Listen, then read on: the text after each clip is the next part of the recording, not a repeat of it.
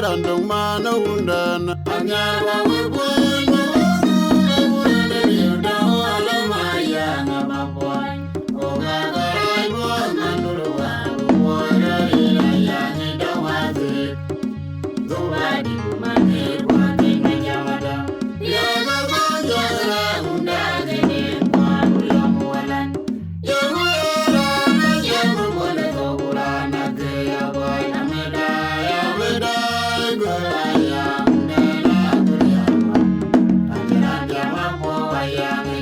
Gai mangeza nyenge daror ge jena bing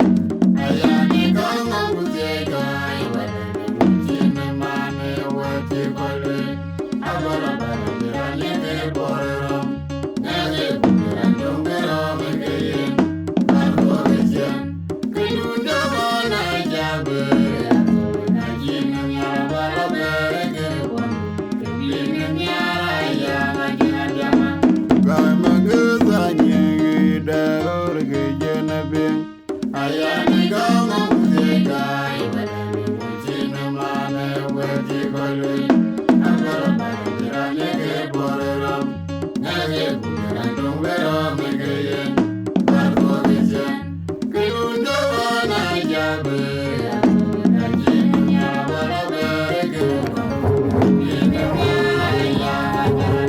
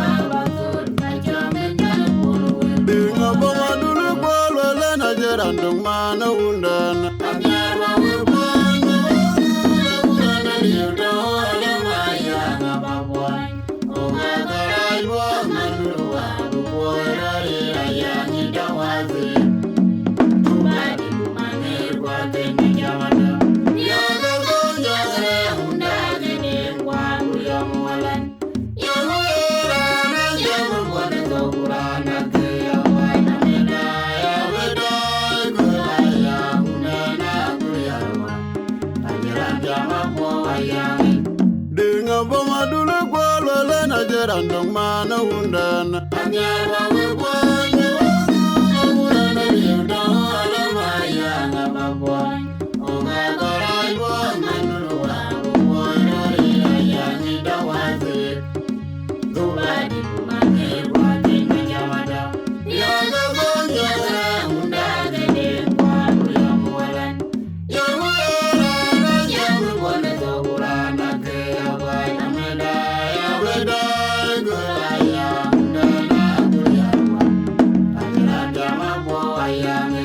Gai manguza nyangi darur ge jenabe ayani kau manguze gai jina mane wati kole abala bandira yede borom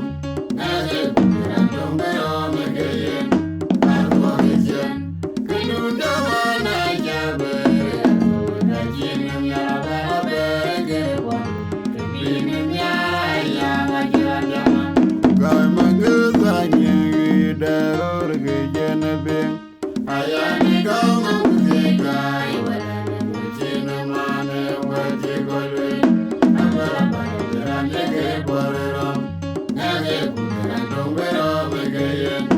arbo gejen kidunda wana jabe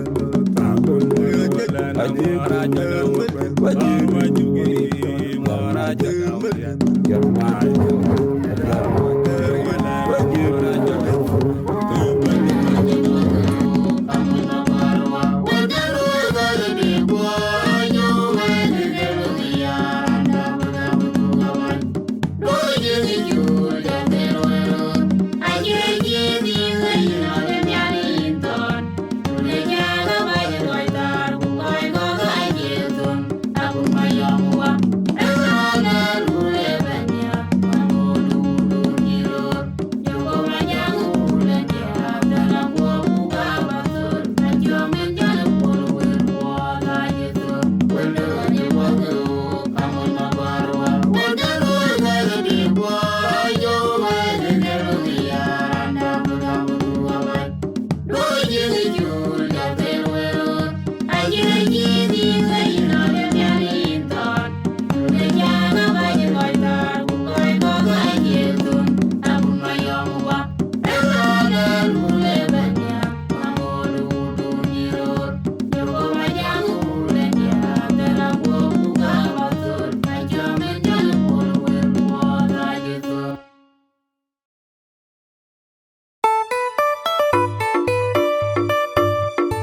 donga che mararame waru chabunda warsonge sonirare mandala chorowe rarar ganda ne nyana baj Emmanuel Mayoranga kuma nyang wardi katoga ni sido itanemen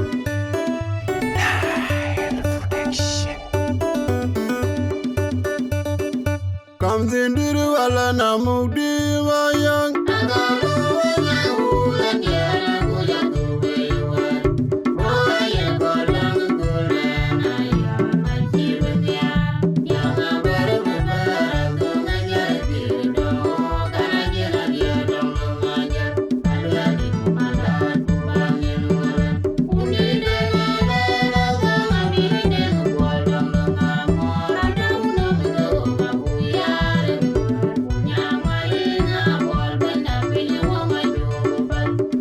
kamzinduru wala namudi wayang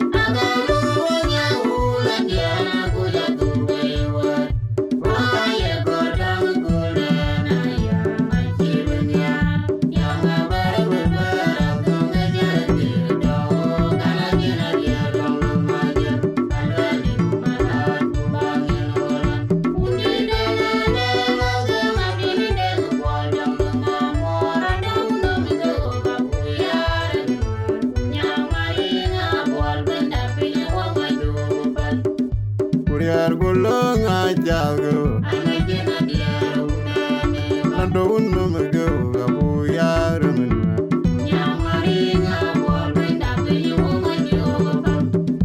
Kuriar gulung ajago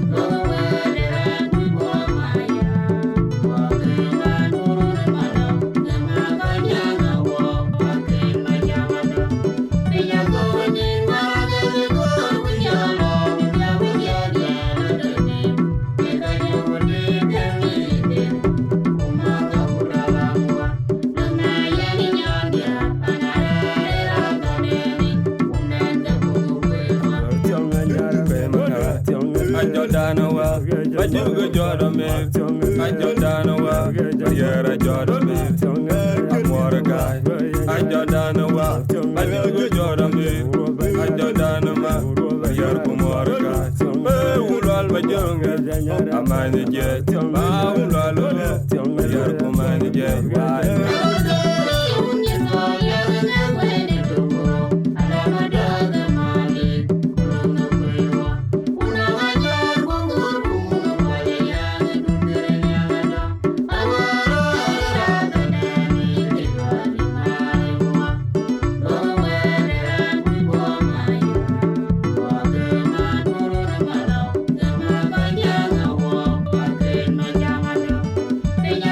Thank you.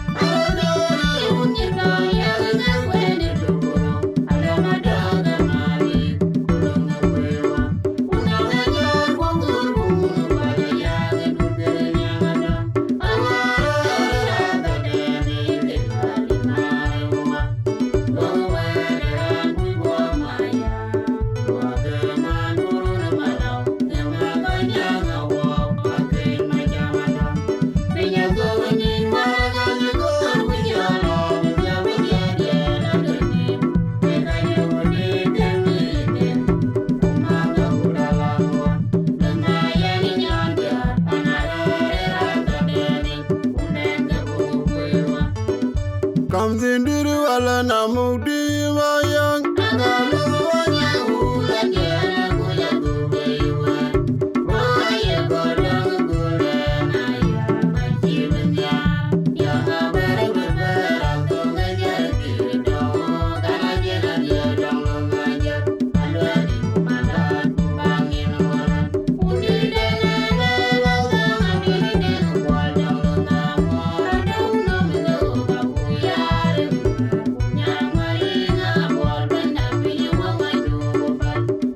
Kam zindiru ala namudi mayang.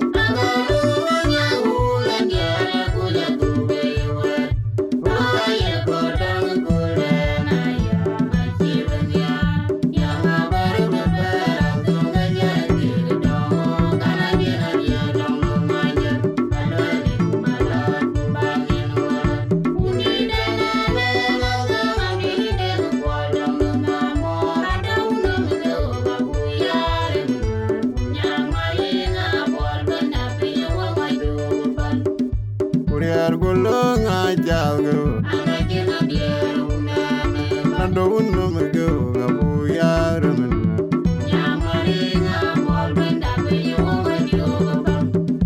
Kuriar gulung ajalgo.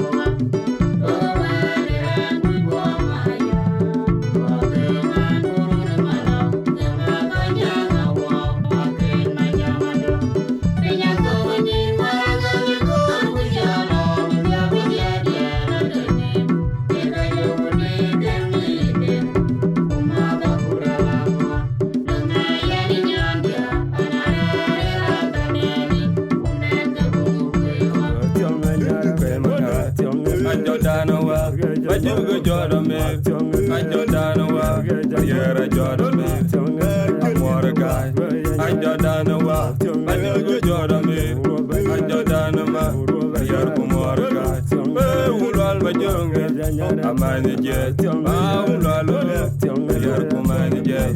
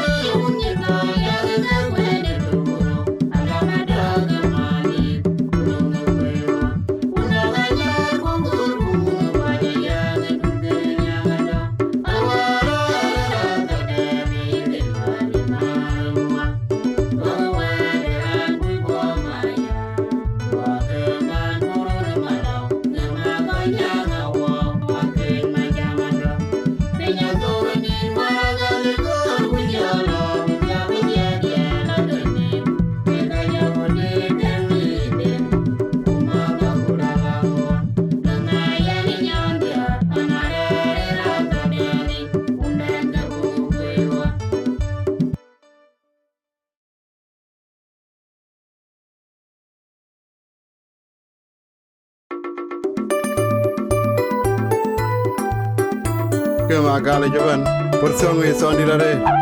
dong ke mararame rar ganda ne nyana ba ni don mayarano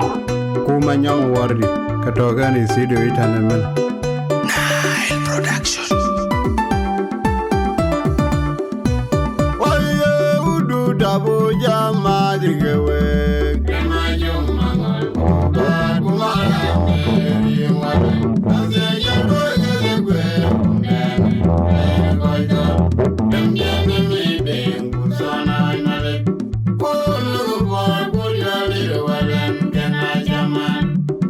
Dabo jama digewe kema juma ngol ba kumara meri wala rose jado gele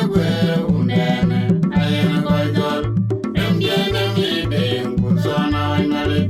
kulu gol yali wala kena jama oye udu dabo jama digewe kema juma ngol ba kumara meri wala rose jado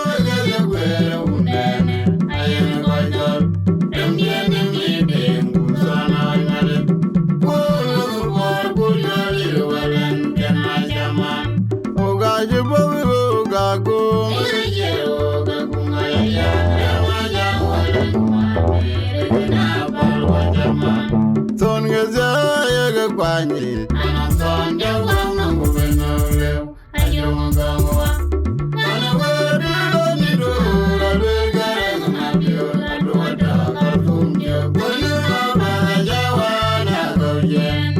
ana kore zuni de wale baba kumarin kaya ngeda bujaman jana ngege kajanga mabezo yagunje ne abazolo ngana ngejwa gabla bore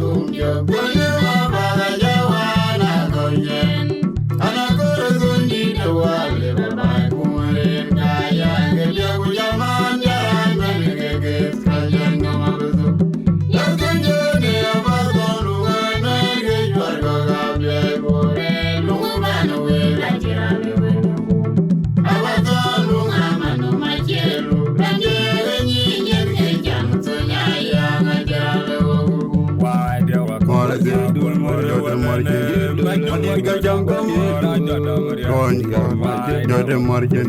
madirga jamgo madirga jamgo jode marjen madirga jamgo marje madirga jamgo marje jode marjen madirga jamgo marje jode marjen madirga jamgo marje jode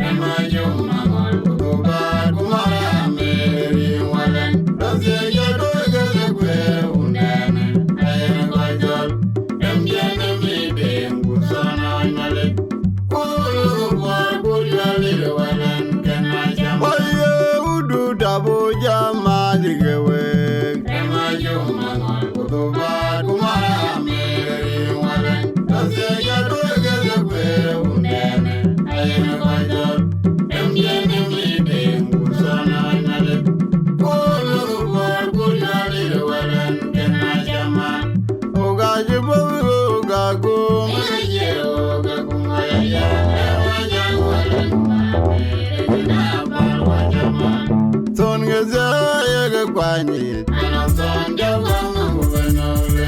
ayo ngwa ana wori ni do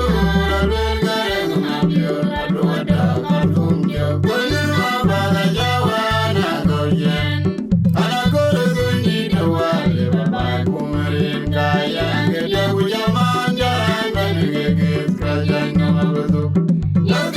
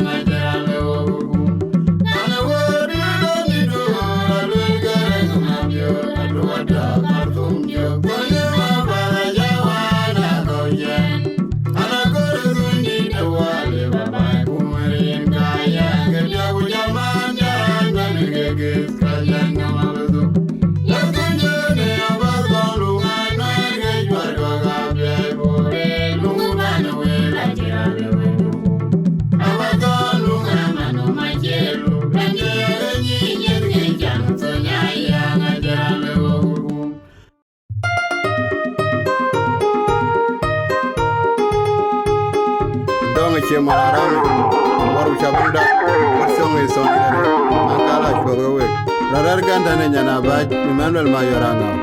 kuma nyang wardi katoga ni studio itanamen Nile Production. ayo una nyanga jeya gudenge nyale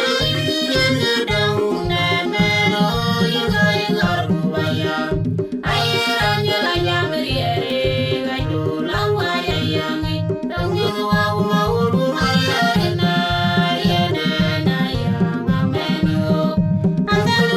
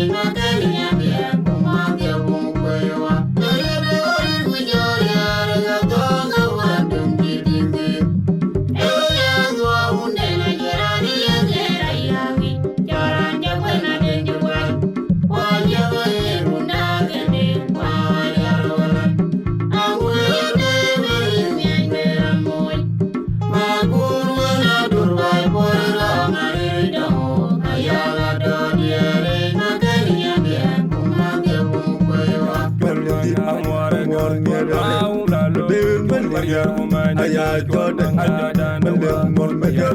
aya Jordan Jordan Den Bajugo Jordan Malam mol majar Malam mol majar yer kumanya Jordan aya Jordan yer kumanya Malam mol majar aya Jordan aya Jordan aya Jordan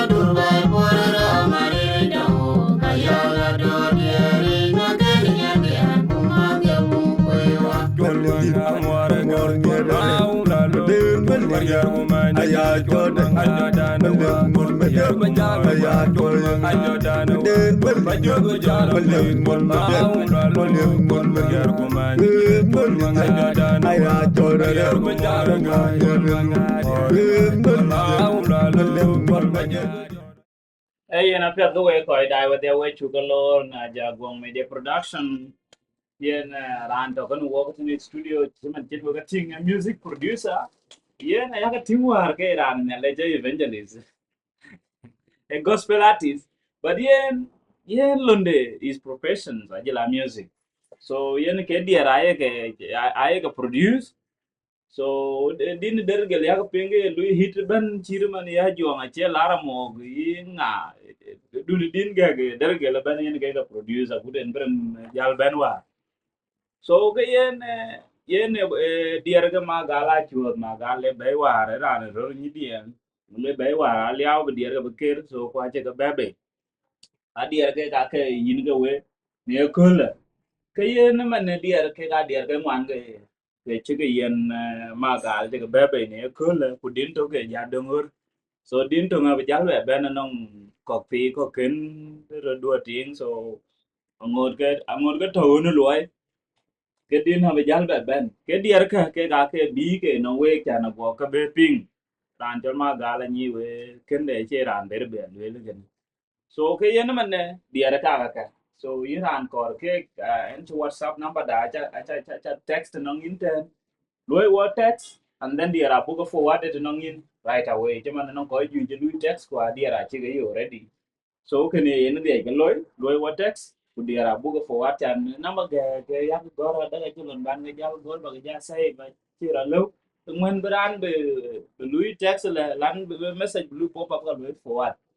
cái này nó cái đó cho pele cái way có command lên cái way có chulun number context chulun lui wa cái save cái wall lui ama ne ma late so iran the number to text please lui ngade lui wa text whatsapp at what text ku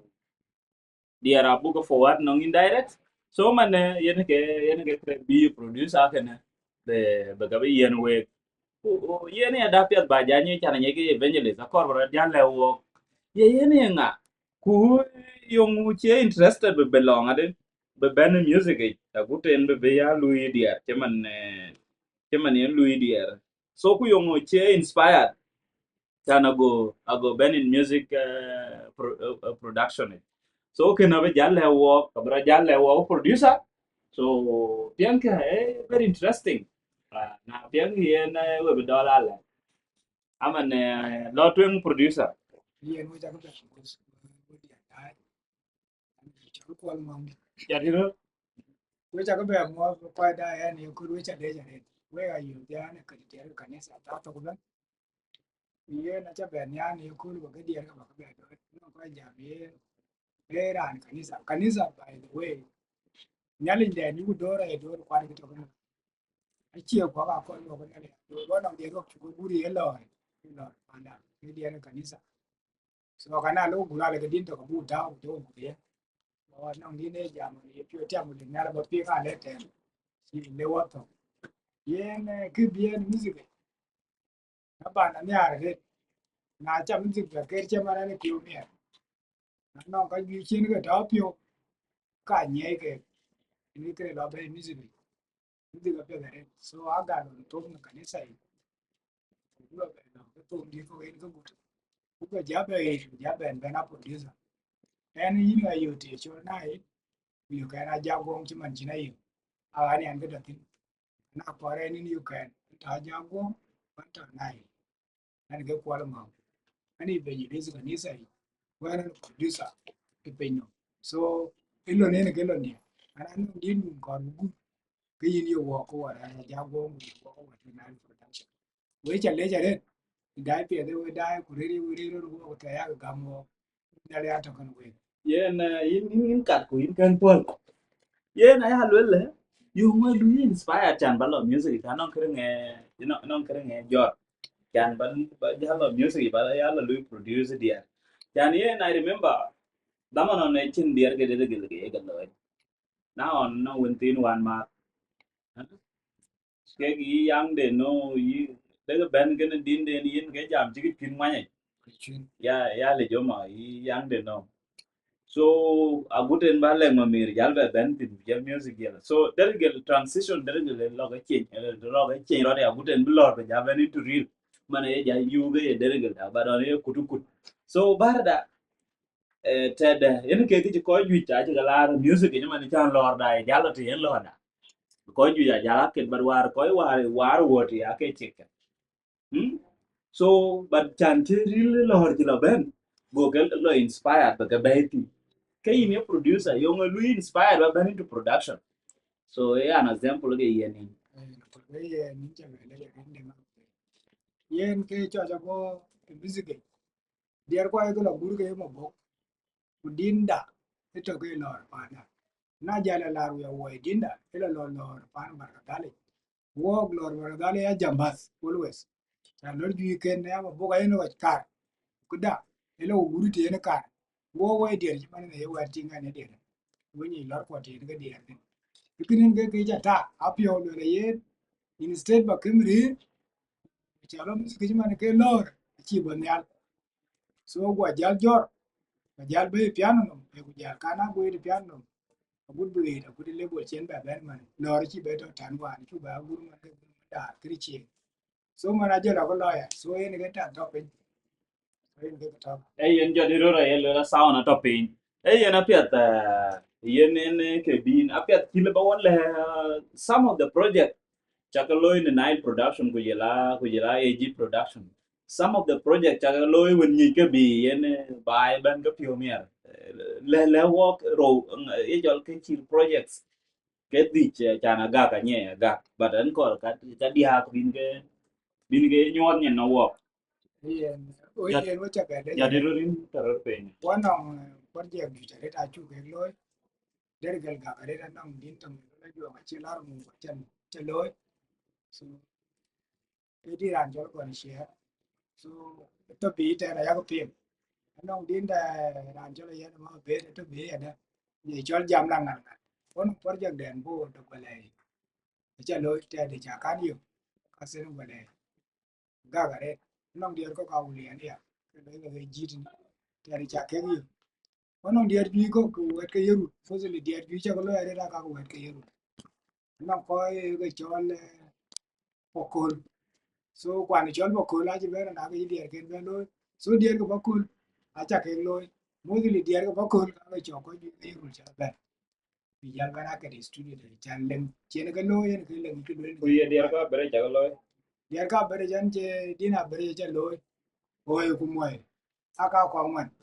so ko nong dia cha lo itne ke dia ka dia ke legend ke pan bo so ro dia panen di bo ya bere so acha ke lo dina ta de cha yu te no ne so ke nan ke lo cha na lo ko le chi ta de wa ko lo an cha na bo kwa ya di du ye chou ye na ko ye lo ita cha ni lo la pa lo ti ne la bien tin bara chi no na de chi lo ye lo ko tin ji ti chen ye lo tin na ni so ye ne ta ka ni Apia ni quality apia na music it. Apia de kamu ke yo ke obstacle ke challenges lu in face ke ni producer. Yi ke yo ke ka ki ye kai ko pe music ye a ta ni ran ke nai wan bi ma ga la chu ma ga ta ba ne e pa nan bai pa mo ja bu na boran ji dit ke ra ne kin ka lo ni studio ke nang a lot of problem ai be pio ko jai ke di le ko jai ke di le so ke ne be rat no ko ju ko wan to bai ye ko be studio ji man ko di brand be studio ji man di wan on di wan je ke wan be ya ra ke be studio ba be ku pio so ke ni ke ri na wo ko ko ke mi okay ku na nga yo ran bi ye ba pio che. Ku te de ko ja wa ja che ko ja wa. Ye dilo yin ke in working relation when ke yin maintain be a positive when ko ka chan yen la be ya ala bi ko la lum le la yi cha de ra ku yi chan ko de ko ko win ku ji gane ar lo ji man men tin de ku men tin de ku chi lu instructed na del pia ta ka rio ka de a pia yi ga lo de chan go nang chan chak be ke ye ga be no ran pe ben ke de ai jam we bien na boran ke na wo de na bo ke ye ka le ye ke che lo ri e lo ya ma ko che ro pal so mi di ga che tan met ko che pos ai rot ko mi da ye gam ai kan gam pyo e ke na ba le Lu ben studio je ko de ran pe kit gol. Bi kare man kwan ko dini. Di de che lo ya kal to mucho. Man me pro de ma ga ta de nang yi ko kero. To studio. Yello ni ke lo bi ga jaju kirna baran ke bare ka lebu yen ka kon we studio ne kan wo tin ai ke lo ya ne na chi ro pinga wo ka lebu yen wo ku yu lo ya ke ai ran ni lo ni chi kurbu ka fal ko le na ti kuna mi ka bela du ko sometime ko la ni ko an le e yi an de che da pi ko na ran da pi so ko ja wo pinga so ko ne ga ta na anong panen ko when chan music which kitchal balancing kujela did produce but the akui ye balance ade so na ping in telephone de kulon yene la ping speaker se ya wa ale bilo ben ku te de rode wa ku rode e pananda wa ku le wala la din ya kor bilo je man din ware a bereje so kwa wa iro ku we chol mu notes de ama key a wa ken key na bereke so te de nge ke c kul nge ke f ama g walwel bigatung so that respond yi handle de chan ba yuer ka nim chan ko nga de chan ken that feedback alle bene randa iri nom chana randa ku music chana ni most of artists in Galuya a traditional artists who are music that you can understand apia ye feedback ko len band no ke lo band gira la ko gidi yen le yi handle de yen ga ga ga red ko ju ja red ai ban le bi ran di be ko le di dia ko bu che ran ga tie ya ti sometime ti cha no go lo cha no me ra na ta de ba le le yen kene ni chol ko lo ban ra na chol de nga ko ko jin ku le ran chol de nga ko ni chol ko so ru chi ne le cha ni an ka te ni ga di en ko du lo te o yidin che ben ku le ban le producer le yen ni ya ko lo che lo ka din do chi la di ku du ne di studio ya chi ra na pa na ke mu le dictor la yaran ko ba wal malaria ku yen ta ce malaria be yen ta be ital so yin lo pa na kim ku lo ku de lo dictor nan be jen nom wan nyin wan ei kwan to ko dictor ngam jan ni wan ko kari ke yen ko bi ko ke fe ben wan ke te ja ran ben ku le le an ko wala ci mana la rana je kan ne le wan ko wala kwan ko wala ka kai music na wo producer ina yin ni da tin ta de nan producer da le tum jara studio ben video ra ram no be ka blo le wa ka blo le kera ti ra no ni chi ni ben studio ku na era ni e bo studio go ben ke ka bo le ya ndi ni da ka ke te ke dia ba bi ja lo bi ja la ko lo di om wala bi lo di ya ko ka di ne ke di ben na wo ka fa pe ba na bar ku le wo le ka le ko le ko wa ni ku pi mu ku du ne le ja ni ke ne kri business en ke du ko ku gur ku yi yu ku yi bar ni wa ku ti ku yi je na ben ku du de you go with it did ya de dia ra che to no ra to pi no ra to mi no ra ne ke nya ti ma ne di de ga chu ma na le na lo ker ji di de ga chu ka chin kul kiren sao na bari man ku sao ni de ga chu de chin ku rem ga pe ta na bari e soften ku di nge bari sharp ke de soprano so ka ya mi ke la music so ina ga ta to ne ke ni yen ran tong ko dai tu na yin wo ko ju jang deng chen ko page over 100 and something on a jagwong over 100 and something so ko ka dai kwa lo ke ti question ken ran tong ko dai mana yo lo ben ấy tí chứ là ấy là cái cả bát tí chứ nông qual nông thì đến when yên điar cái này cái lôi yên cái đó ama là bên cái ayo yen ta ban de ya ke lo ya de ga pananin wa chi ba din ran ko friday so kaga studio ai to studio dina ran ke de jor chan dia ra ka ko friday so na be bulum dina ran ke ko friday chan e jor so nge nang din de ke ai to na ma ke dia ấy nó biết bên mà nhà yêu là ya điang pin cha bé bé bé so yên ra với coi đai bên anh nông ran wedding có bị thích cái lao bị thì producer qual mà Yen chol garanga wane.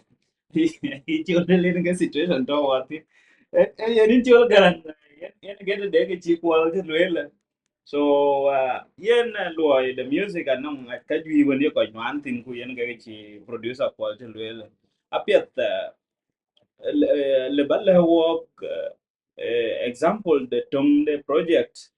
management tools yi loy ni long production yi ka ku yi ga manage de example juma war in wela bag lo na puro ni jol garanga wan ba project war jir ko war no ku ngade jir bala lui ku jel bala ben so how do you incorporate those different tasks. Ayen ke ka ke ba nai to taban file studio to kana le ben mi ha ko wa no ke dia ke mon chi ke studio ji ka yu ke to no ke ne ke to I always ke incorporate de jana tingi jala guten ba bela lui ni jol garang ber bela ben juba ya. ayen So how do you manage those the tasks? Could you incorporate the log file bangal in case na rana corner de dan chol garanga go meiti or DRC go meiti or Aaron or biar ku ka kwir ko war to gani yin kama nyaw. So go chiran ke ben ku le project ngi dan wa ka le war wa chol garanga. Apia di handle de. yin taban yin te ko na to ko nai la na ran nai so branch to jubar ne branch ke nai to na ko so na no anything cha gwa yu ni kan yu chul Okay. na chul ke nai le na no yu chul yu ti ke chul yu wa or ma ni ko ke ran to ko ki so ne ke ta ni ko Yan apia din producer kwal ngong. Apia yeah, which method yin not update in this industry trend because man it on anong different updates because technology logo chat so ko cha lo ke lu update on daily basis monthly weekly yeah so yeah the lo yin chanted updates anong software rot gear we delo in lot updates here there can go agolo when a train of the technological advancement ku ba using do ba proof de kay ne producer yen pen taban pen yo ngi ko ja lo ke dit mi na dit ke bo le ke di ai lo ke wa so na ai bo lo ke wa ku bo ru wa ai wo ko lo fi ni ti ti de bu di bu lo ko pe bu bu bu lo ko ju studio ko bu yi bu de we di re ti ti de ar ko yen so yen ke ti yo wo ke ar ke ta mo ko na na sa ko taban bu you yon do pe nya yen bol taban na ayu ke wa according to the generation that Lord, man in the market, man, it different gonna length there and you can view. So one of them there and in come and on length of event. Tom and online the load. So now they told me, then I got back town, then go to pay lawyer. To know, when you come, you pay lawyer money, after you want to do it, you get the mostly. Your lies to the one, but now you do mostly to the one. A legend look at China used to. Logic, and we upgrade, you will learn sometime, Nachu ben again. So while a twin one update of logic. So legend to go woman a logic 10 from a 10 for an 8 and a top one you to an 10 for 4. But the man watching go is to the one and love beyond logic. So we didn't got to high. Tomani 13 12. So okay, I somewhere can yan by yan we defend can somewhere to yan near in Kanalo. So we get a talk. yan apia kay ne producer yung le bala your counterparts human is your garang ku jela musicians ko dai ku jela ko won ni arbe dier ken be ya lo ye wermu le balle cake where le baton cake as a professionals in your field because in specialist yeah which advice le balle cake Nên là cái bảo cáo đây đấy cái bạn này con này cái cả của lẽ con này nó vừa cho các bạn thì trên nóในstudio คือก่อนว่าการย้ายเขาคุยแล้วเราก็รู้แล้วก่อนดีดีมัน bakir ku le ka so tinule bajor para chi to the way yene bene producer elo itin producer le open yo ko go to ko go da ku le dan ko din dia in fact in ju wa ta ke kya ben man ke ko bi din du ta every for some years but now dia you ke lo right now no din le bu lo yo ku no ku je ku le to wa ba ta ma kar bon to wa ta ne ti mene chi nin ga yin di nin ga da chi ga na ka na do ka ju to maybe because of the richness in ke lo ya so racing sometime right kidero e bayala ben studio go le por dido lo din ya kor burche din ngade kana kor binya na kor bi din ya de gine ben studio go kar ko wandi abjalo tab lo ya pi dinu dik abjalo tab producer yene ya kiye choy tong in the music ba ben tiyo kyan din do ngai ga studio ta bana che kran to ko che pan ran ena chinge ben ke ngi ran de kan ben wandi no kran wandi kan ben ngi ben ke kan lo ku jal ku be lo ko e pana ni kir tong kan ga jal nya kor ben ga ko na pe ye tong kan nya bar ki ni ran no ben ke ni fanan fanan a chir kir ma yar bo wai na mane e fanan wer mana ka je to ni president ko bi ko ba ni en ke en ga ni public so na ja ya panan kin ji ya piga to no ngebero wa kana ko na e ben ki ne ben ne kan person ni peshe chile ina loy wule ko loy we so e ti jar panen ga yen na wo ko wo e producers ke kor ba wen ba ke hashines taban boran ran tu winji ke da jaloy so kin chi tam chi bia cho ba ya wo we ya lo ye ke tin do ko re jama tong ber ke te chin chin lu ye to pan pe cha nien tong a chin jama den to wo lo ku dine e lo lu wo community iya to no wo producers wo you ke lu mi der kon ko I let money in a worldwide leading pe no bala ko ni music ko producer nang 30% din rani na le yen dano ke 30% a lo do producer lo idindu upanen ko man to ke ne a chin ke chola appreciation pichana lo la nge ke pia wan cha lo yan ke men kai mo lom ke bi la wo ya ta baliu appreciation na ba ya ko liu na jiran din de jor lo wo ji ko won producer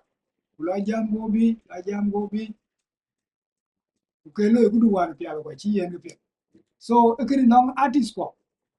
ara ja chi pia no wo producer so akor bu ya bu jal ka tom ya wo ya because yena no ran chilo school music ko no ran kilo school music so ko ja wo no ran ji pio kuran kin pio ran ji pio ma ne ka ngai ke yo because na ko lo dig diga lo yen kana yile kana yile yin ku yin yiri ai ke 30% a jot ku lo yen producer lo idin ana che chin panan che jal ka lo no panan che ka lo ka be lo te na go re de chu che na ngai wo ta de lo le an wa ne chi din e chi nga ji lo ya yen nga ja la yen kin pia chir kin ko ja jal bi lo e der ke lo ya producer ke ran lu struggle no marana ka ji ta din ran bi din ran me di we na pre che che la be so we ko che producer chen ke al mahem kilo ku e ba ga lu na lu ku pa na so ke ben ai lo ke ba ai cha lo na le you go da bi pe do cha wa yen chi wa yen u dien kwa u ke ayu ko lu pa ke because ai wo ke chwer pe yi kar ba sometime ba chwer karen pe chin ke le ko pon wo ka lu le ko ke ka na wo ka ji kwer kana yura ta na yura wo cha ro me ka lu ye dia do bin chu ke wa na cha ku no ke ka ku ke yo lo ko yini no ko in studio no ko dom ke studio no ko jam ke studio no a lot of things no ke instrument a wo nyo so yile ba computer be la wo lo speakers wo ka bi yidi ya ai ke lo studio yu ko lo yi nga a che ko yu wo lo yidi so e ka ai ke jal tom piang no ma chin ti lo ke e kir ra no gulo ci gam ke gulo ko in jak le wer kir ma yar man in nga we de nga da ko e go chin mi kira be pan yu en ge chak na wa chin different war kir ma yar na charan we re di de nga lo ko be lu ye so anong din ka ni ta jam rem ti ya dik le ro ko we ti we pier kir to ayu ga bu ko yiri awria to ler ge artist ra la wo kuran community la wo ben ke le ni ga chin ne ko chi rang le to so in ge le ba le ka we chak ke le ya me da lo po ai chu da hai da ke jam pe da re society da kor bi ni kor bi wer lo ai de studio no ai ko ju da yi ta ai cho li lo no ne ko lu record mu sa je dam ana wa ku ke lo re ya power lo no recording mu sa je na je kut so en ke wer je lo ke no mas ikretonto so itu mot chol allo ko po ma tinia rando allo ko po ku jala ko ju dai ka dia so ko cha pion nier na device kun cha le ke so ko we ko dai wa den an ran por nier be na we den be arts ne etini ne jam den leng wo one producer ke ling ne ke cha to wa che kal ba press in ben studio ich bilar so in ben studio tawali and then leba where to dwell where in ya ke bin by a device because kin adia ke manga a chot ka ke lui ko promoted so ko jel ku len one producer a cha ko ping will be ati galwel na era na where pe kor belwele ya be diet ne we de ni ka lao ling in ke je to watch then in cholwo in way studio and then in go out on the screen and go where to go la by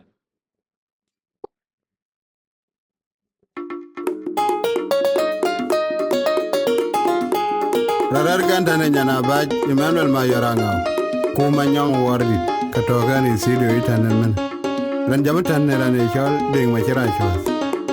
akori na ni bayo ko payame kulu kubumba de duango akori na ne ken gabina yosin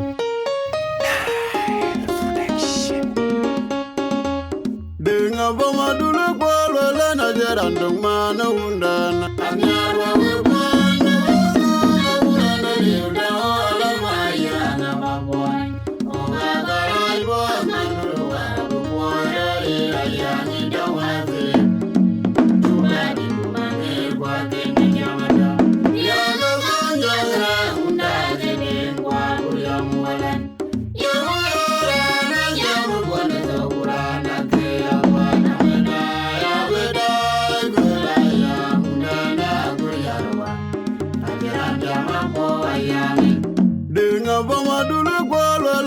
Randong mana undana anyarwa we bueno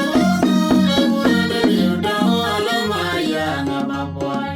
ogaga ibo manurwa wora ila ya ni dawaze zobadi kumane kwa tinga jamada ya ganga undana ni kwa uyamulan yamura na yamu bole zobulana ke ya boy nameda ya weda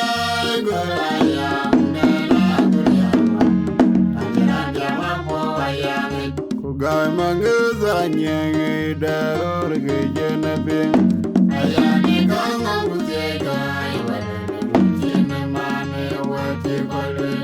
abala bala birane ke borero nege kumiran dongero mengeye karko gejen kidunda wana jabe najine nyabala berege wanu kibine nyara ya majina jama Gai mangeza nyenge daror ge jena bing ayani kanga kuzeka iwadane kujine mane wati kole abala bala birane ke borero nege kumiran dongero mengeye karko gejen kidunda wana jabe najine nyabala berege wanu kibine nyara ya majina jama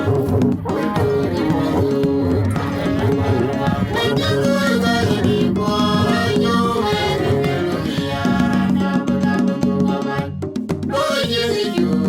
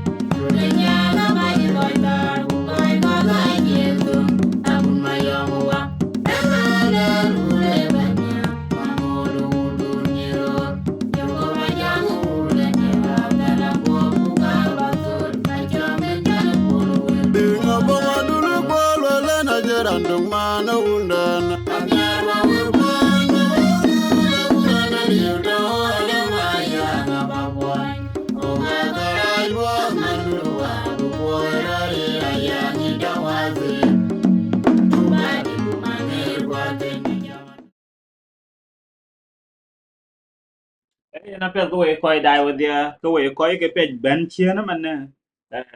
ke lo ku e dia ke ma gala cho ke ka ke bi ke be so lui ke producer ko lo ngong ya doi ping de gele de yi ma chong mariam doi lai na ma producer ko lo ngong so ku je la ko ju ko gi yan ma be so diar ke bi ke be ne kule ke le ke bi ku le den bi en ke bi wo live ku wa che be jal nang conversation one producer ne biag de experience de ne music ku ye kamu ye ke kanwan ke challenges lu ke face in the music industry ku ye wer mu ye tingle be ben musician ben ke device ku je la wer ye tingle be jo bai so ka ke yem wo ke tin ke we ko ke te ben ku linga chu jal gam ke ko ne je doj ben che pin abroda chu lu ne na ran kor be wo join in the studio ke linga to ten ke ba guti tawali chana go ibe studio bo chol ku ku balling when producer so ku diera ka so whatsapp ka to ten loy ke dia requested and then abuga forwarded no way so ke ne ke to work so one or two one dia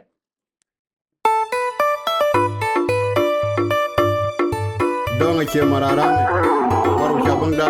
persone sonirare magala chorowe rarar ganda ne nyana baj Emmanuel Mayoranga kuma nyong wardi katoga ni studio itanemen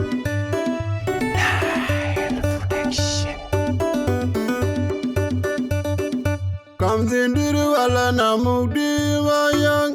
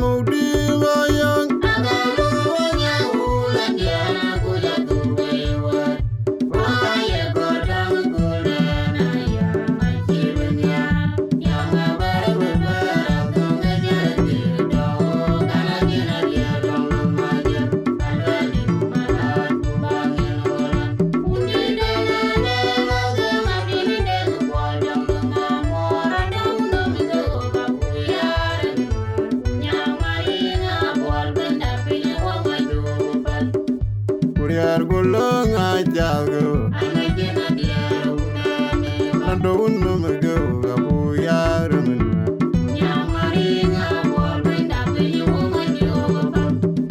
Kuriar gulunga jago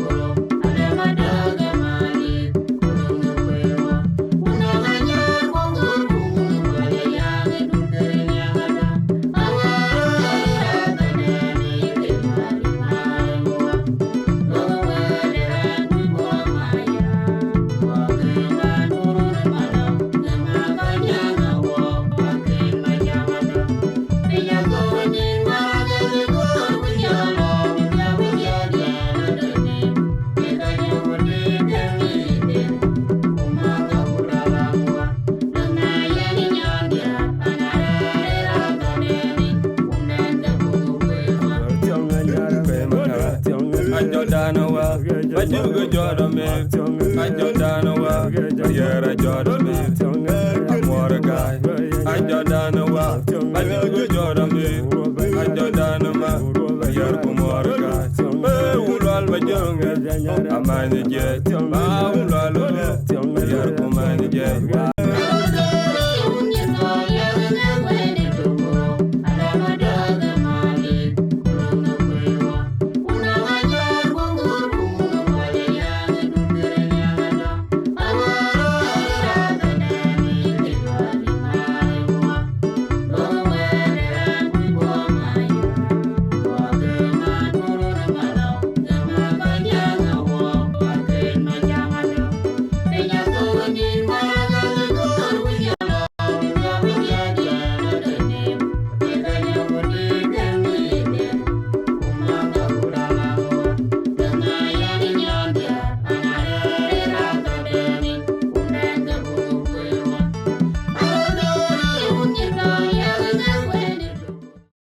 Yana pet kai ne manya yolin chuglor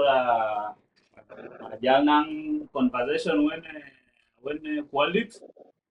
so into a screen yen ko da dai so into lor ban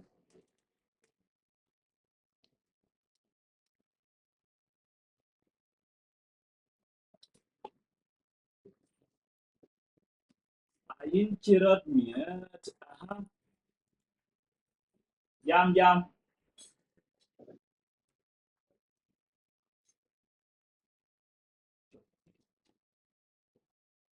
ayin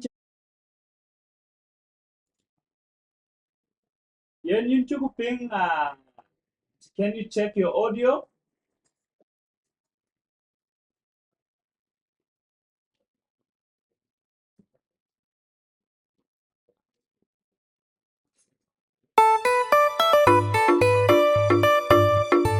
Donga che mararane Waru shabunda Warsone sonirare Magala korowe Rarar ganda ne nyana baj Emmanuel Mayoranga Kuma nyong wardi katoka ni studio itanemen.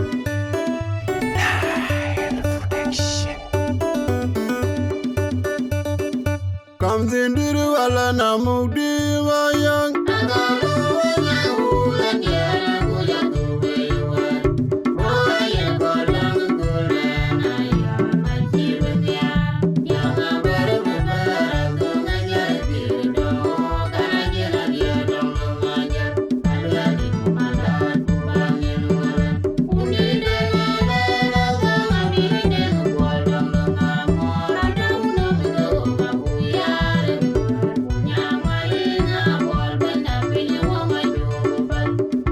Kamzindiri wala na mudi wayang.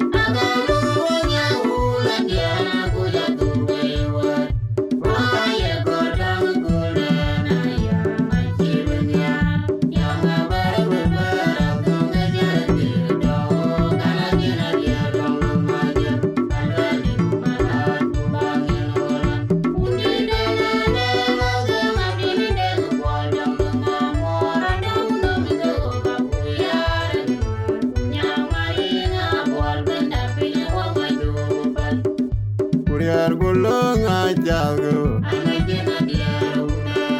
Nando unum go abuyar menna.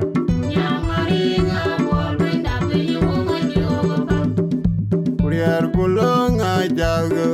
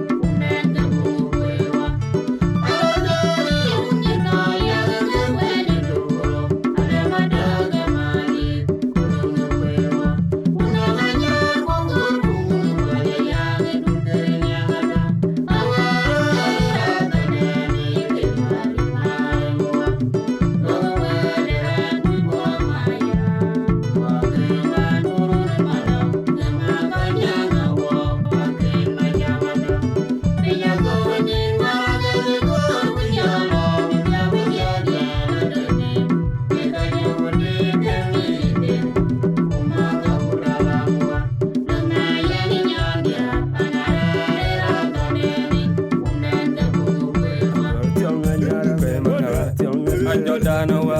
I do good Jordan man. I do Danawa, yeah, Jordan man. I'm what a guy. I do Danawa,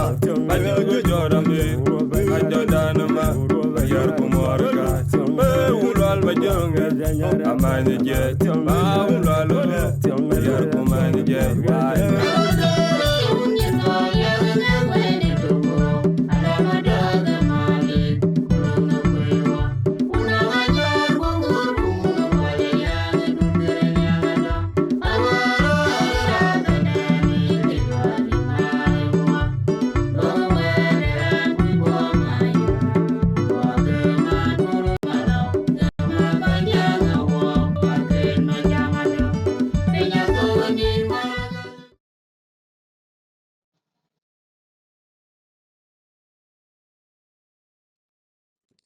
In chuk lor banya yo so ila baja bani to forum kare jam watin long music so ku producer e jam ni ko jam ni biagde la twen biagde la twen the music ku ye wero le balle bai ku ye wero le bine na device and producer kare ne kaba ka loy ku ku loy pia te loy so thank you.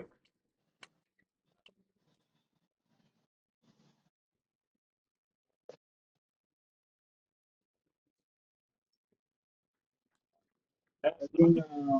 kayan kan ya tenar wa garaje pa to kondi aforo la pa to let try to look for just that and I will be back soon.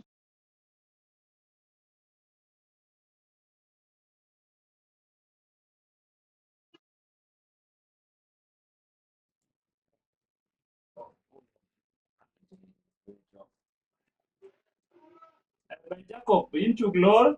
in pinku in la bajala to wadu bin we bin producer bin a device ne loy piete loy or e balle ka balle in dia ko produce ka jala ka du ku na ye wer kor balle ba ni long music piete bu music da ka wo ye monjang bu promote chene traditional music da chene ya gurjite chite in gollo da dia tin so welcome baba. Na pia zin wo cha ko be le wo ko ka juang wo ko ka jaguang media so to pia cha lo ko vi pia ko vi ya ke ve lai ve na ya ko wen bai vi du ke long lon chia to bai ko ka yi ke lo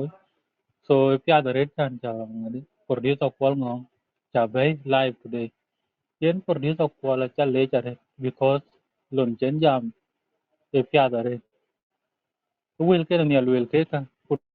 na ke ye pa na ban ka ni pin they shall will 30% no complain ya kayo they reduce because if nai panana to ne ku chepin ka chiran be be ri tang da or ka ni na la din de le gaw mya ka ni chi producer will that they are ko lo ya gi ana chak din tu gaw ka ni da ta ya dia run to ka ju chala ni din mo mo so chan producer ko ngo nga chale chare so no will pia ti kel will so yen perception da ko like ke ko panen je la ko to bi chuma dien kular studio yi ke ka luel bi din ye bi pya ti din ran de ya ping ku ka cha ni da te ki yi din ran ti yen pya ye ka ngu yen to pya aya leba assume that ki producer yen ye lo ya bi pya ya ku cha ni da no some of the factors ke yen to lo pya ya ke ma ne ran ong dit ale bi ai ro ran e pya gun ter ku jel producer ye ku tin te bela ta ka je pya da re ku na la ar ki gan rai ro gun ter kwala ku luel bi din ye bi pya ti din ran da pya ro ke ta no producer a chari no ku na luel bi lo chi te kara ne tin ke ken ke sometime immediate ko ki ke la ria for example a chirman tura na dom tura ku luel chine jal dom jo be luel bai lai di tare ku dit lai ku lo di tare ke photo be rera re yen ke chok di na chi producer chi lo ti chi ti ene expect ben dik tin ku ka luel ka kar bi din ye bi to gen din nge ku jel be luel bi lo chi ti wonen kor ina tin ke sometime a che be la pya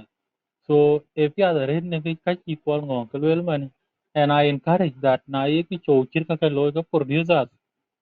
ka panen wen anong panen wen de ka gero or tan wen che panan che man dien blar music ti ga lo ka nong knowledge kuan chiran de cha be la ri nom dan na chir ki chow cha loy kan ka loy blar wen kan le baran la ri nom so if you are ready ki producer ko ngong chỉ có leo walk mà này thì chuyện walk guide thì ye ne yi ke kia thì ra chu pieng mà này so ye na nye go in per dis of wal ngong iya acha da ni go te da ke ran wone ne chi ya famous yi ko ga ni ba che ko ni so cha nye to ne lo bur nên cái nye nên quen mà anh chỉ biết ba to junub anh to india to kule so ye ne per dis of wal ngong ni cha le cha re ne da man cha kirot gam kudiar won ke jal ga gur current le man apia da re because which law will lawyer when technology whatever changes lo ta ya ke update we rot update frequently en ke lon chiwe ke lo man like no len ko ke ba adier la chier man currently mana ya korbe ke ya la lo ke good ku ka ke liwara ke der ge teron ya le mamir ka ku ke lo ke ge ro man so it is good that by alo when it changes lo ku ka pet ba mo tin ya so we ko ka jago ku ta le chare ku je la por disa ko ngo man ro gam ka be pio ta chirta ku ta le chare so thank you guys rin che ka ne ta le le ne chol jacob jo manya so ke ka rin che ka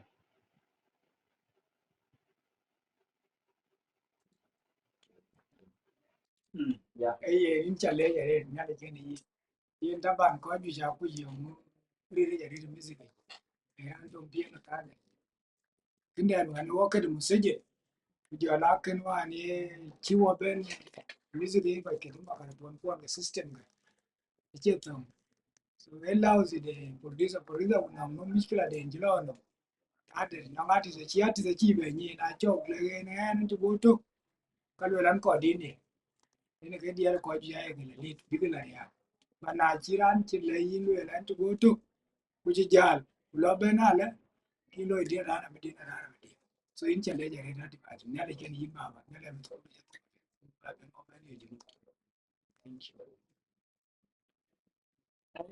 Thank you so much, Jacob. Na advice do kuna ne kwa getting ya ke create Benedict. So yen koi with in field of production, you know, agum re no ga yen ke agum.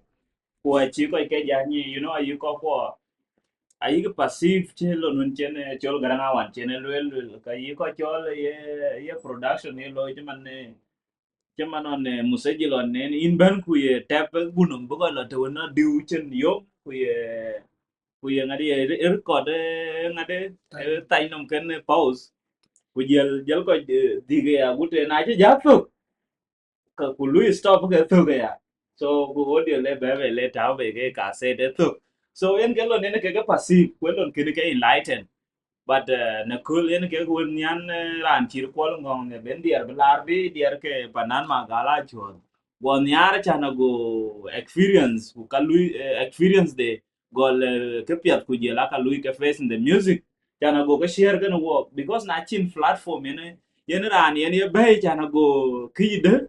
cái lối đó no cái lối đó de ni ta tin ku chin de lere na bi ka chelon ni yen so cái này nó cái nó wa ga bay ku yen wa ga yan ni ar kana go le ngwan yen chana go those information go ga share cái work so na chira na ben de ping che man du ni jakok then cái pya da thank you so much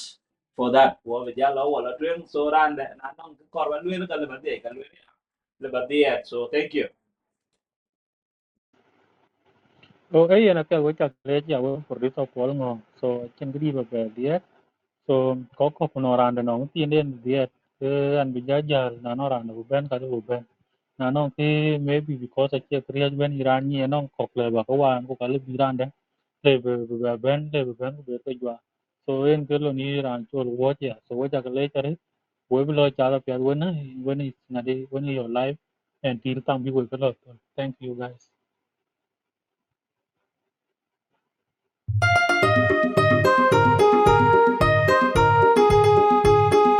dong che maram waru chabunda song e son ire angala choro we rarar ganda ne nyana ba Emmanuel Mayoranga kuma nyang wardi katoga ni studio itanemen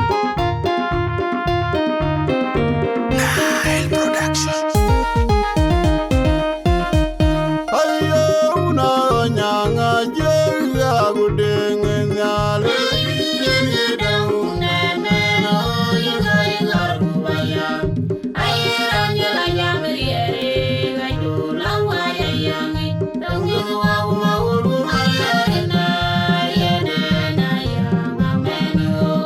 I'm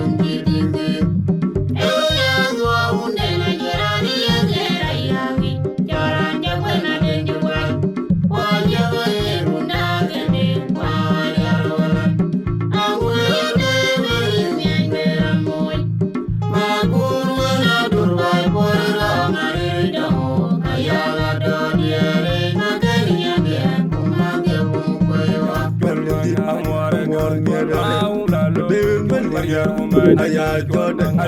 Jordan, Maria Banya, Jordan, Majogo Jordan, Maria Woman, Aya Jordan,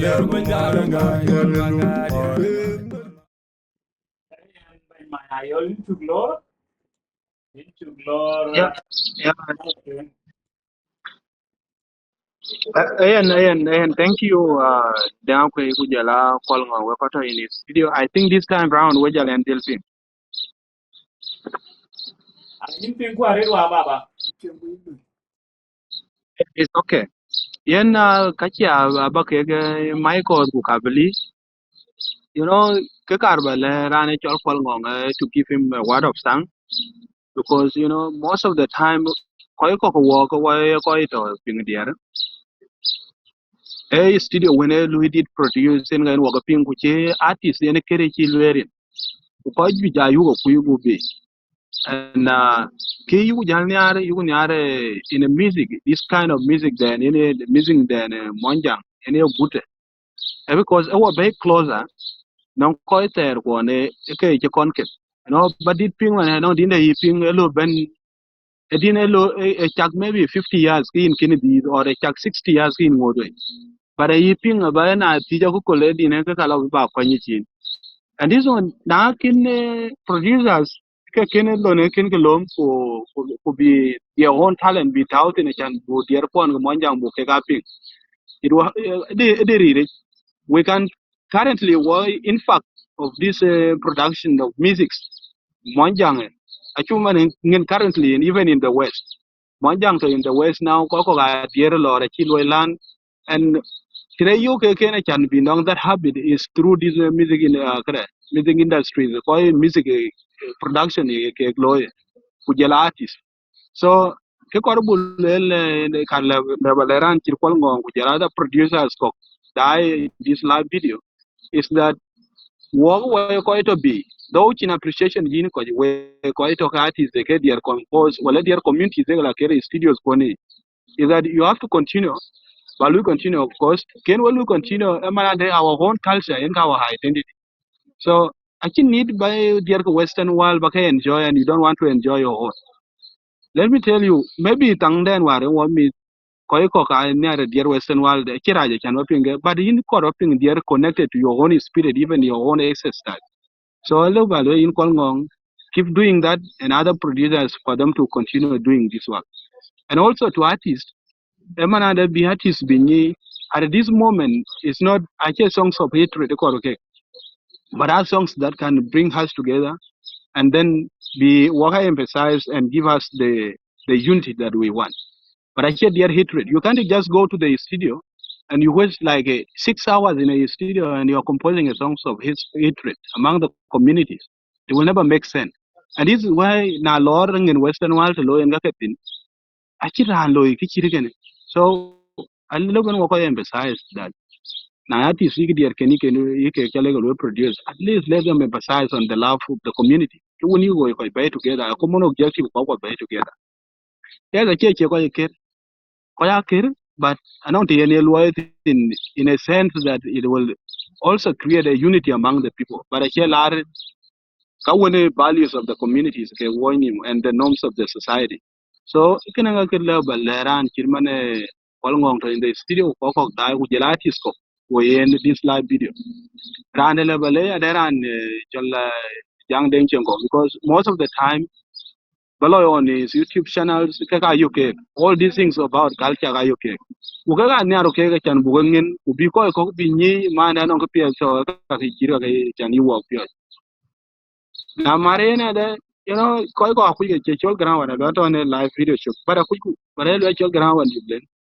That is a good part. Abira and Abel well me one call the non rane chol ground one. And what he has contributed to the society, each of the other producers. So now well koi one ke global produce. We continue what I want to way in the spirit, though chako irokui nong London in fact, we get to the community. Abiale one day, one time, Abiale Koga again on Krechi Polo. This is what I have to say now. When we create again, Yeah, in challenge Baba. Never get it. ai ko ta che man du ka chin ge le wo ta ban ke kor ku culture da in ge cho cho la ben music in pulo ben lo chan lor ko na ke dier ba dal ge mo po so na wo ku je le wo ku lor ko ya dier ge mo po wo no lor panda ta ban production na chin ko bi ko an ge jila tin so na wan la re ni la pyo ge lor ge tur mo bi ga pye ga na pyo je lor ga cho ni mo ya cho li ge pyo cha so ko pyo je lor ge ga cho ni onan jallo da ja taw tin en ja ki pyo ja ku ba ni ti ni bo tin ku ja ben le bo chen ben tin tai wo e ge re ta na chi re be ben ge ni new style de bu ti mani cher mane ar bu le chi be bu le ji din na de ra ne che de wan te ka chwa ti ra ta tin mane ne ge ra ni ti thank you ya le ge ni ba Okay. It's okay. Dig what Jalala. A good again ku what they were die. Most of us, most of the times, are you can always spend all these pages are you can visit the Jamka communities. Then the production. 11, you know, most of the works, loike, jagwang, yolondu or chilondu, chingaberu nyitin, but you are doing a great work also. So anyone who contribute to this industry, and we appreciate. And then we are wishing for more things to come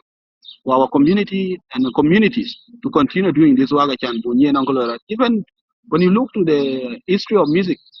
it's a part of life. When I keep you have to do it with a way that non enti nyo work in we read and you.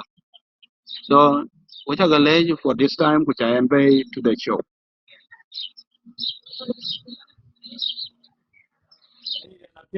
Bany manya yorin tu leja reta will kun jaga theater be abena impact no artist ku jela ke producers a jaga encourage because I chen ko ke doi lech lon pia dig lo che do appreciate man ne chen lo ai ga beri ni na che din du jalo in musician lo ga ya de ke rana jele ya wachi achi lo li jale in lo pia ta lo en so kene ar loy chirga ching loy ga bana yigi nan koy won ye londen loy ga yi ke yo ko won ke encourage to like ke then ka ba ke I encourage for them to put more effort chana go ka da pia da go ka loy because now in this world of technology you know I know a lot of technological advancement so na chandu ya discourage then in gel man in mo je quality hey evangelist kanisa ye ka gel bela lui ko ken ko evangelistic duties or bela jeje jiti bani jeje ka jal but now wela jal bila ben into music chana lul ke den jaman chim man wen gol wo jam chi lul ke den ne lui inspired with ben music yen a chi man chan chi lo da ja lo gor ma boke der ge la ma ya lo gor ma boke ku ke ge ben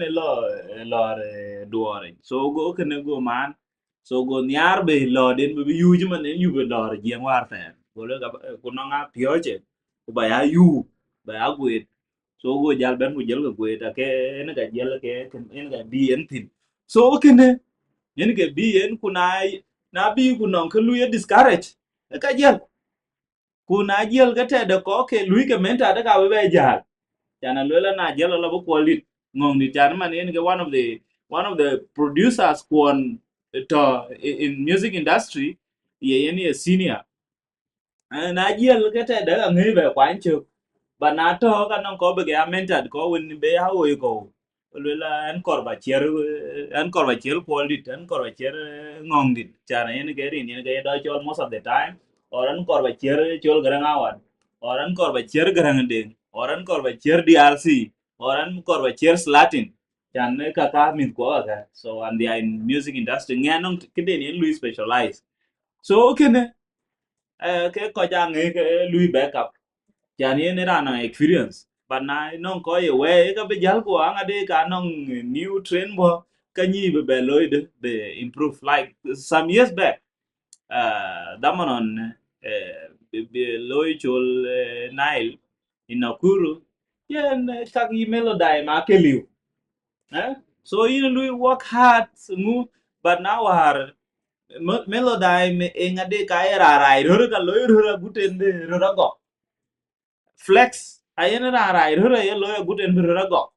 but on fair because you apply only TP ngade chalmu auto tune kujela pitch corrector but right now you have so many other softwares that can make work easier bin gida bin low about good and bad just dun core nothing so cooking a hard work so it will take you more than 12 hours to work on the voice and rider here and near right so but na chi pyomit to ka chi gam be jala o go kurtu ge ya ku jel be jala la tek be ya notes key by key guten be thur ka chi loy bana non kri we be pyomier ka ye lul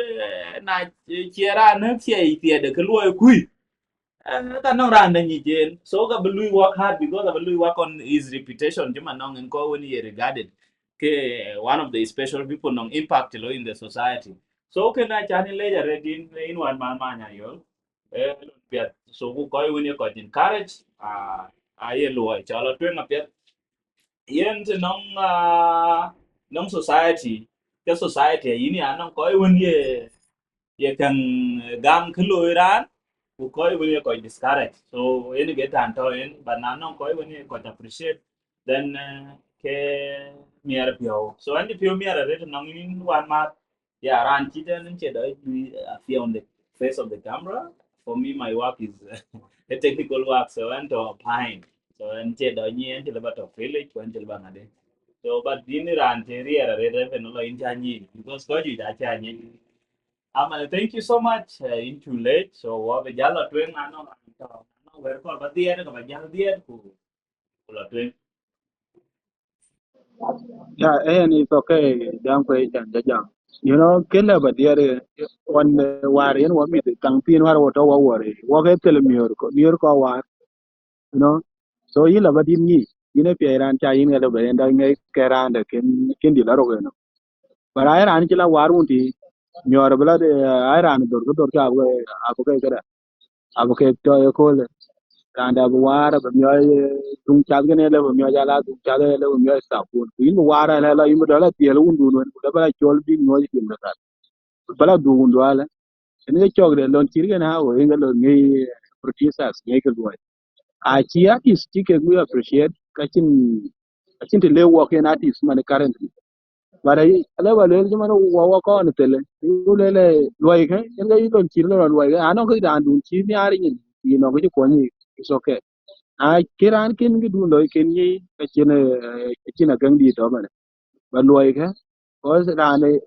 tene ken e la ni na chi ni ron ko ni chen ni yen ga nong da pia du da bla ko nya le bu nong ka pia le ko ni ku ron ko more than ki yo ko mane chen currently so loy ga al ba he ko ka pia ko ka bo kun yo le ga se cha loy bil le rin ku bu ga ni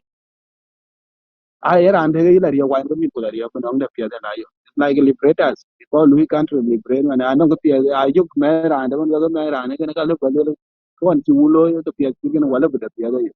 so what you will ko this music this kind of music ya bo ku bu ya ping dier ke panda ku ga ping gi chong tong da bo a ping gi chong lo ne ne yu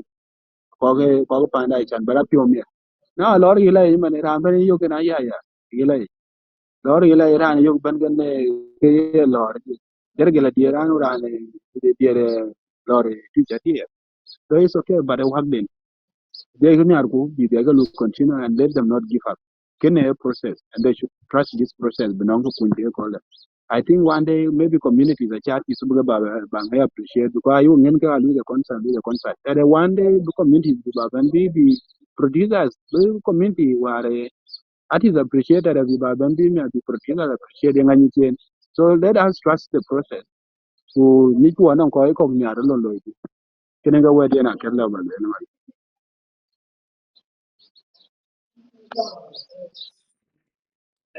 Thank you so much, Minda. Will be at the rate who watch a pure mirror. Jambu will cheat a kabu, a pink and ran cheating. Yen I Lloyd, career technical work, a creator. Eman, Chaman, Koi Chiram and Diana, Nepinum, Pana Westi. A koi win yen ko ganyi anong rundi loiga. But no work.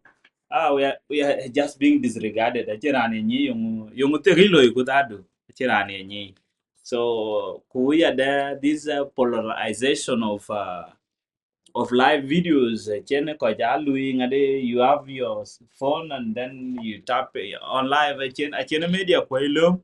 so I think challenge to gonna work in get on ke producers so ko when ya technical people chen ke rilo ga chenyi ay lum ke chirge da tin da loiga because lo nien ko kan passivity chana you chole ke you just step and you record and it's finished so can en ke lo nien ke ka passive but touching get with the latwing nong en ko chirwe ke wen ke way you know ka be pure da mier ku be ke ai encourage chana go lo ndena go ke improve go ko more effort go ke jwa ago nang kepiat the below in a colder so I think yung bi society te chen kala nyi mi aje man wedun ne jalwel said ala bi so ava ne chin well this is the reason as to why in my jen ke klon nong daman bi weti ga ben ke ka chen kuru kuir be supported ajuer ka mi orde of which unfortunately achen man nyin be jal Uganda go be jal be la kwanye process ke tuo choga amane a chajuer pio mi ode che belar chien to one go kulle ke kan wo gare ron ngong de go le ke wo wet ke for us ya le ke le na no studio since dang in studio ko producer ko la ngong ato ka chin ni dien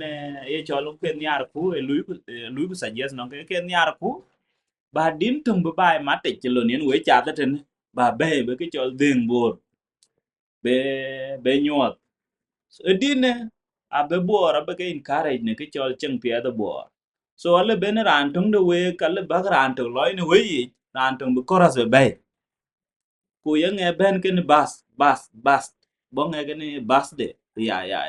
and then that one a buloy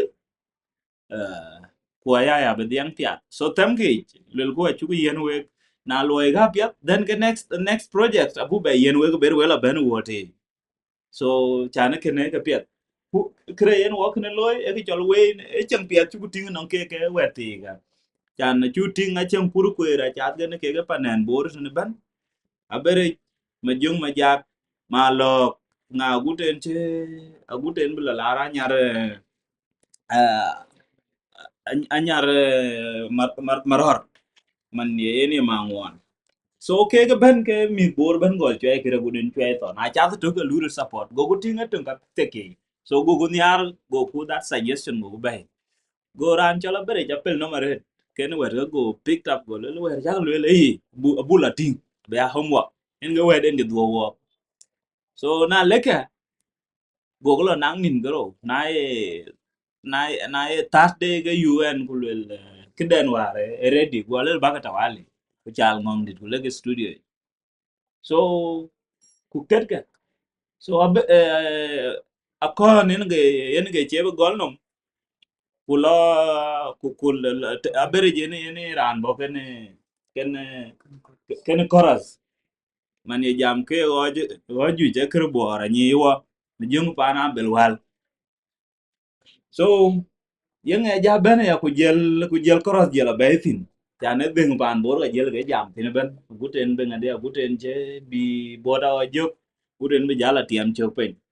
so kene a cha betin ware ben yare loy ku bes ke suggestion based on cheng den tu ting so since yen what that impact yen wo ting guten di man wara mar war USA ni ka dier ran ben ka cha ting ne chu uploaded ngade conference war ko ke Iowa so ake teken wala tinga wako ka ja gom chirman Minnesota ene ka ken wo view the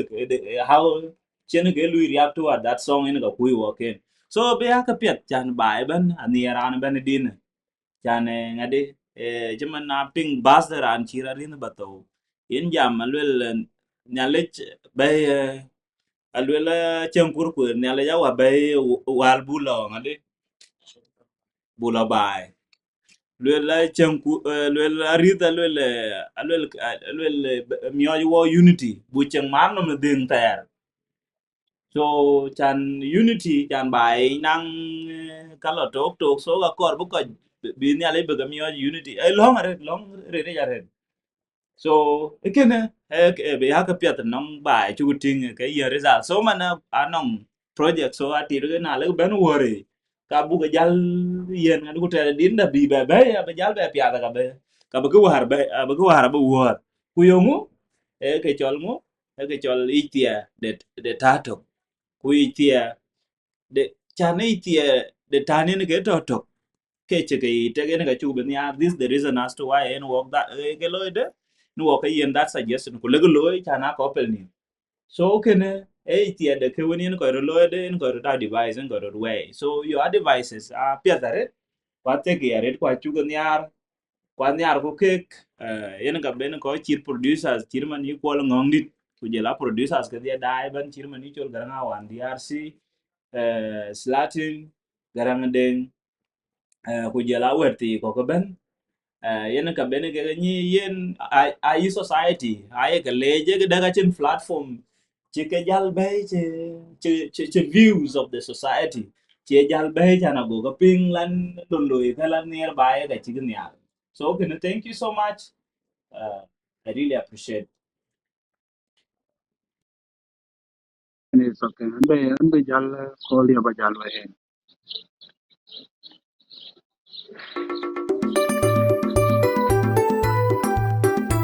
ke ma gala jaban por so ngi so ndirare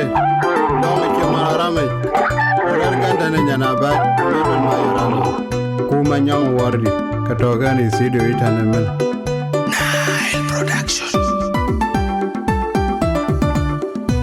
Oye udu tabu jama digewe Kama juma ngal Ba kumara meri wala Ase yado yegwe Mungene Koito Demjene mi dengu Sona inale Kulu boy Kulyali wala Mkena jaman Udu tabu jama digewe Kama juma ngal Ba kumara meri wala Ase yado yegwe Mungene Koito Demjene mi dengu Sona inale Oye udu tabu jama digewe Kama juma ngal Kutuba kumara meri wala Ase yado yegwe Mungene Koito Demjene mi dengu Sona inale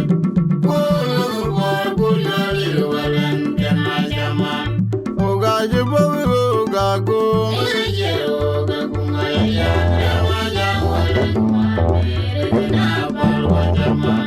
Son geze yege kwanyi Son jawa mangu benole Ajonga gangwa Ana wedu lonido Galwe gare ngamabio Aduwada karfumjo Kwenye baba jawa na gojen Ana kore sunyi dewale Babai kumarin kaya Keda kujaman jaran Nani kekis kajan ngamabeso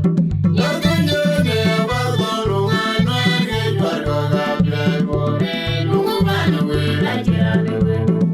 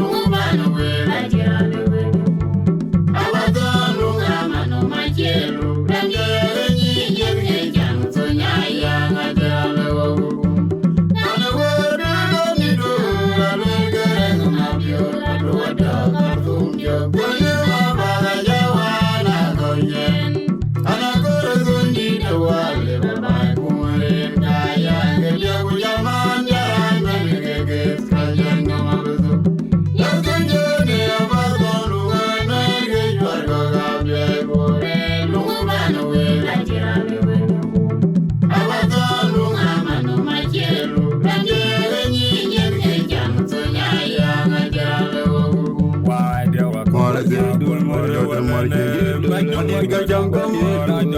ron jode mor jen madir ga jam ga madir ga jam ga jode mor jen madir ga jam ga mor de ga jode mor madir ga jam ga mor jode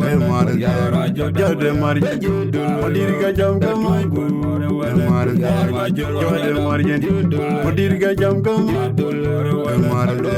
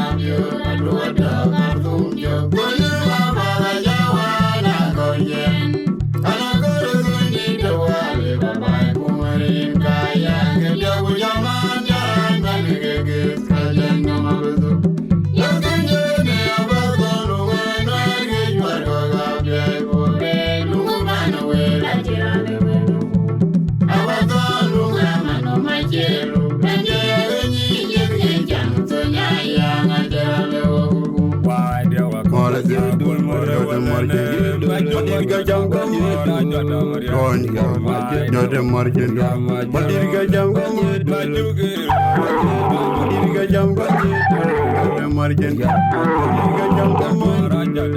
Marzek. Jode margin. Madiriga jam kamoy. Marzek. Jode margin. Madiriga jam kamoy. Marzek. Jode margin. Madiriga jam kamoy. Marzek. Jode margin.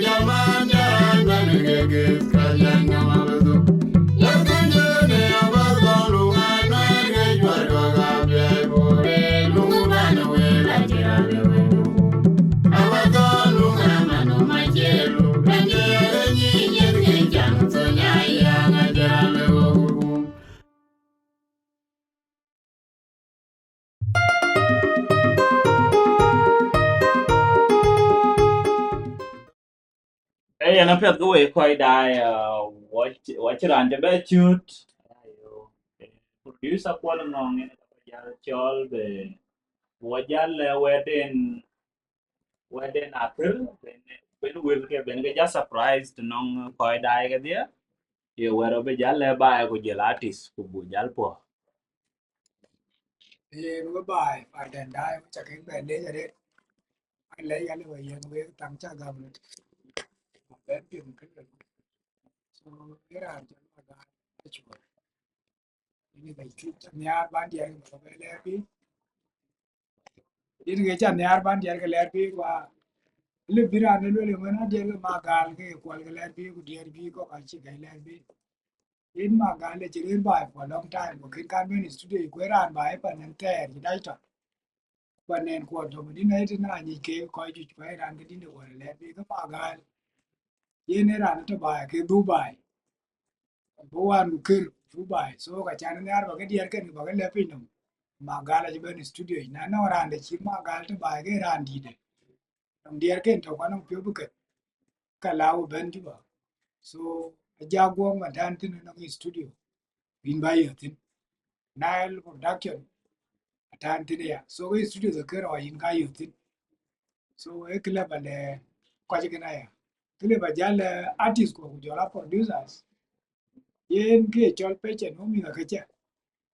bu ko pio dali er create benen ga kana ga tia wo ko mane ko we producers no ran do bina le ne yi do din ya ka wa yi le yo che ku din du loy le tam benen loy ga ken ben so na ji tam benen din du loy ba di ga ji ben cái điên đùa là đi so yang ở pan pe nyama na ko producer da ni ke ko na lor gam điên đùa producer ko pale le ga ba ja lok dio ja điên đùa nhảy le pe na le điên dia kar ba tin cái điên đùa là dia dictora che aro para kem so dictora ya to kem cái dictor tung cái là garwal ene ben ben du bela ja ko chi le dictor le wala cha ko tinong producer ya da to ya da ya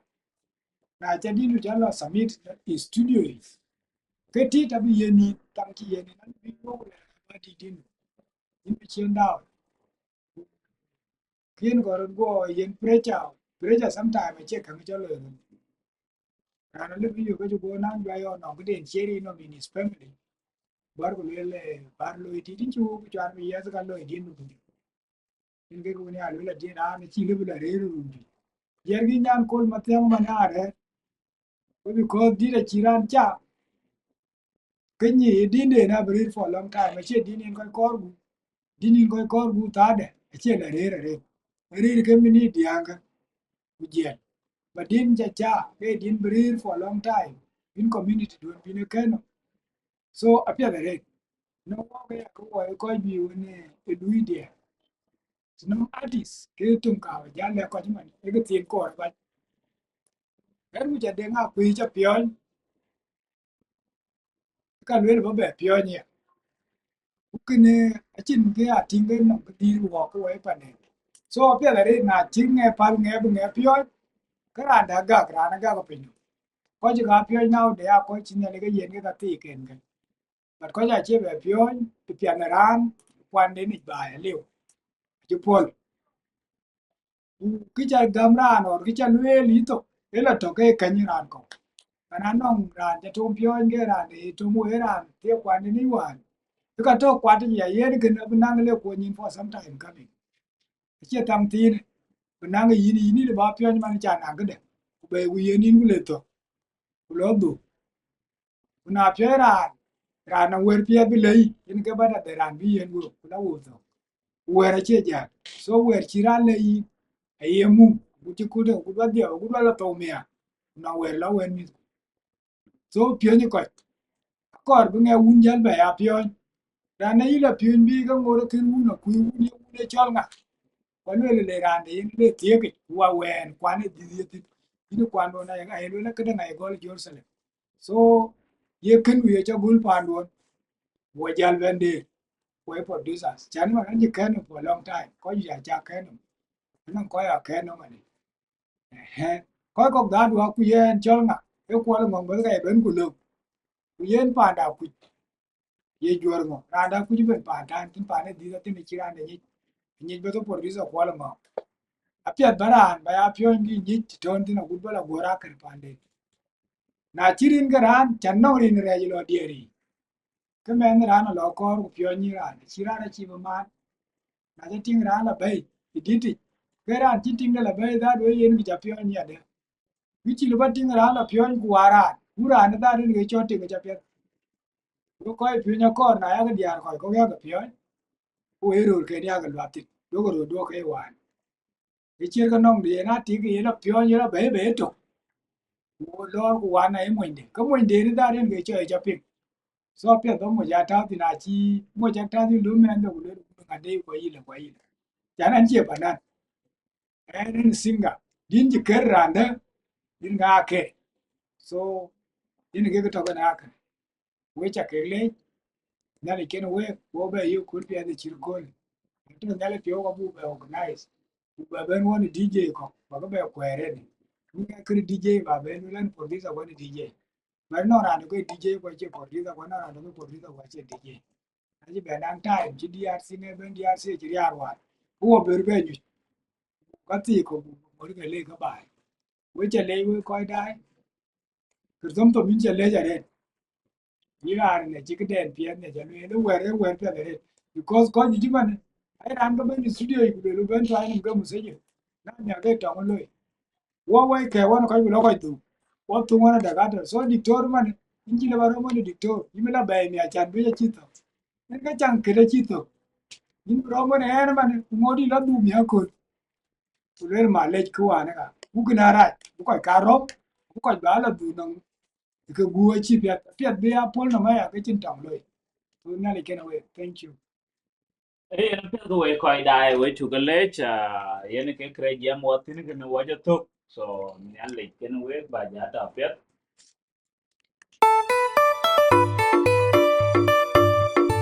donga che mararane waru chabunda persone sonirare magala korowe rarar ganda ne nyana ba Emmanuel Mayoranga kuma nyang wardi katoga ni sido itane men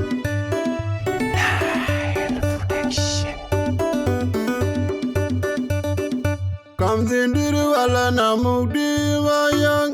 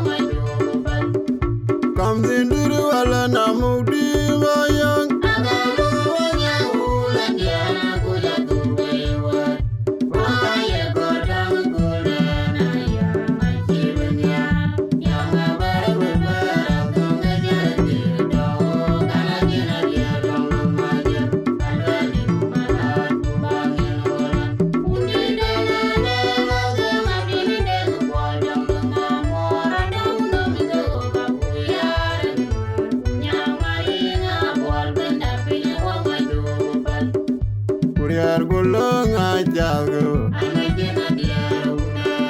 Nando unno mago abu yarman.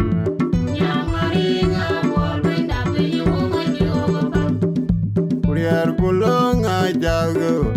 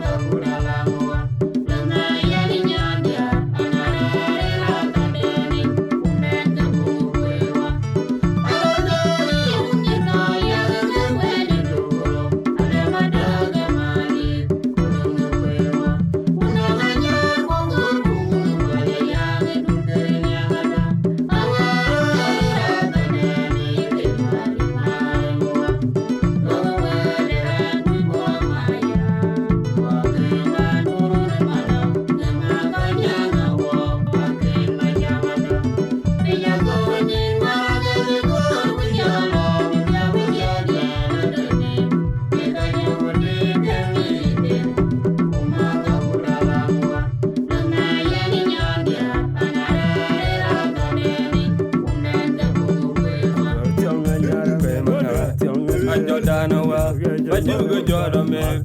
I Jordan wa, Yara Jordan man, I'm more guy. I Jordan wa, Bajuga Jordan man, I Jordan ma, Yarko more guy. Ulal Bajunga, I'm the jet, Ulal, Yarko man the jet.